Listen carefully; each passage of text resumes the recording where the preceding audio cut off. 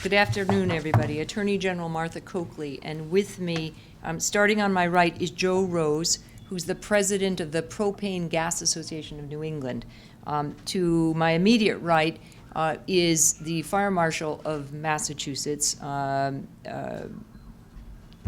Stephen Cohen. Thank you, Stephen. And to my left is Detective Captain William Christensen with the State Police, who's here on behalf of Colonel Marion McGovern.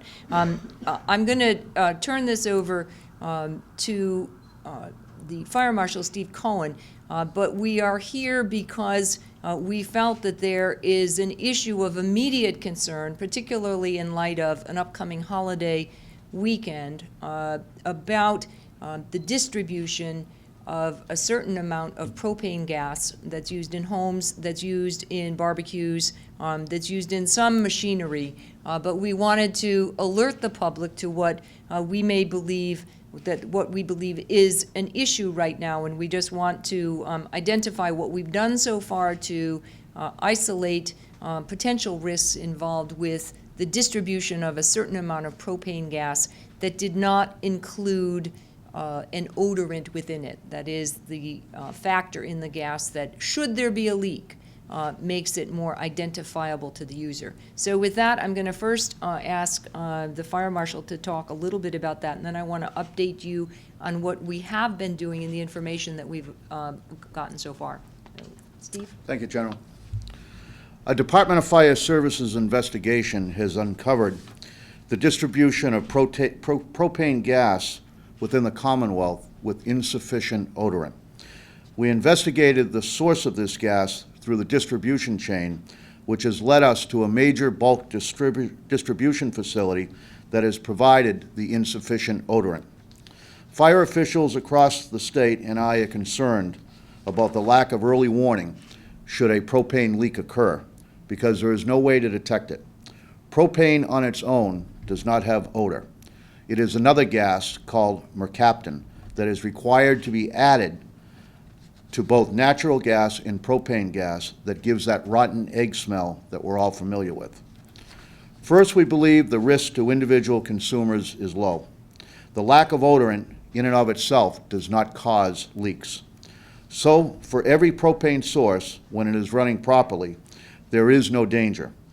The odorant is simply, but importantly, an early warning sign to let people know that there is a leak. Lack of an odorant does not cause leaks. The propane is safe to use as long as it does not leak. The risk is that a leak would not be detected early.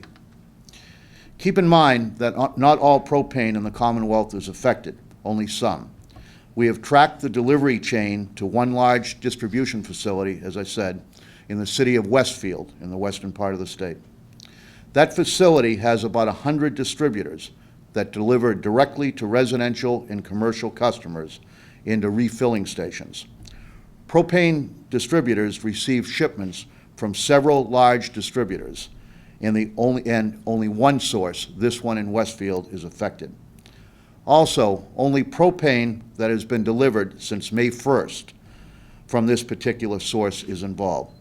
So to the consumer, if you've not had a delivery since May 1st, you have no reason to be concerned. Your local distributor may not be affected. The risk is low for customers that have received also only a partial fill-up during the last 90 days, meaning that if there was an installed tank that had 50% capacity and it was topped off, then what you would have would be a less odor, but you still would have some odor present in that tank. The greater risk is for those new installations that are filled for the first time, or those tanks that were totally empty. Affected distributors are in the process of contacting their customers to test the propane distribution tanks.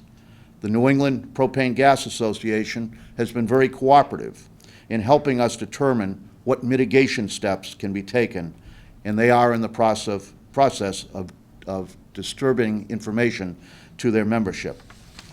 In the next few days, mid-level distributors will be contacting the retail distributors, who will then start to contact their individual customers. As a result of my early findings, I sought the assistance and have received the assistance of the resources of the Attorney General and her staff. Her expertise and her staff's expertise in the area of investigation and consumer protection is greatly appreciated and drives this investigation forward from this point. Attorney General? Thank you. And let me repeat a couple of things, because we want to stress that we believe the risk is low. Particularly, this does not increase the risk of leaks. The lack of odorant, all it does is make this particular propane not give the early warning signal. We have worked with the Secretary of Public Safety, with the governor and his team, and with the fire marshal. As you know, Massachusetts is also preparing for the eventuality of Hurricane Earl. And we also believe that should people be more likely to use propane sources, particularly portable propane sources, during this hurricane, we wanted to make sure that people were aware that they should do that carefully. And the fire marshal is going to talk a little more about that, what consumers need to do and what they can do to be safer. I also want to stress that we're talking about propane gas, containerized gas. This does not apply to natural gas or natural gas lines. And again, we know that consumers are aware that any use of propane has to be handled carefully. They should do it cautiously, and we just want to stress that there's an additional caution here in the event that they have right now this containerized propane without the additional odorant. Let me tell you what we have done so far and what we're going to continue to do through the weekend into next week. The fire marshal indicated we had a site in Westfield. It is a site that is a major or a large distribution center for Massachusetts. It is operated by a company called DCP, which is a limited liability partnership out of Colorado. We have been in touch with the counsel for DCP today. We have gotten their cooperation to date, both to close down that site until we can ascertain that any of the gas that goes through it or from it is going to be safe, that is, containing the odorant. And we believe they are continuing to cooperate with us, both to get more information about where that propane may have been distributed, with the goal, obviously, to rule in or out for ultimate consumers whether they should have a concern about their own propane. We were able to determine that from this large source, there are essentially 19 different companies with 56 sites. I know the fire marshal talked about 100, and we had varied numbers, but we think we've narrowed it to about 56 sites in Massachusetts. And with the incredible help today of state police assigned to the Attorney General's office, with the help from the Colonel and from Detective Captain Christensen, as well as the state police who were assigned to the fire marshal's office, we have actually been able to visit each one of those sites. And the police served with those on site to do testing of the current inventory of propane. Of those 56 sites, only 6 indicated a problem that we've identified, the problem of propane at this time that does not have the odorant in it. Those have, by and large, voluntarily shut down. 1 or 2 that did not has been shut down. And so we believe that we have located those sources, at least of today, that had propane gas from Westfield. So that loop has been closed. What we are working on now, obviously, is the sources that received propane between May 1st and up until now that may, and I stress may, have some of the propane that does not have the odorant in it.